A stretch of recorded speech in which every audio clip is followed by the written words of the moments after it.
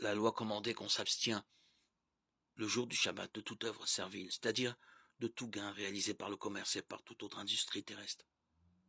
En revanche, elle invitait à accomplir les œuvres de l'âme, celles qui se font par la réflexion et par les paroles, pour le bien du prochain.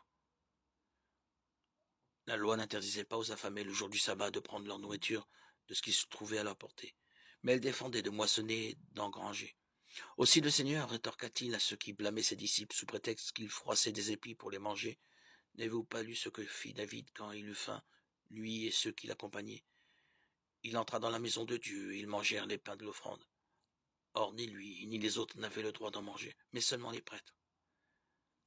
Par ces paroles de la loi, il excusait ses disciples et laissait entendre qu'il était permis aux prêtres d'agir librement. Évangile du Christ selon saint Matthieu 12, 1, 8. Toutes choses relèvent donc d'une seule et même substance, autrement dit, proviennent d'un seul et même Dieu. Les deux testaments, un seul et même maître de maison, les a extraits de son trésor. Matthieu 13, 52. Le Verbe de Dieu, notre Seigneur Jésus-Christ, c'est lui qui s'est entretenu avec Abraham et avec Moïse.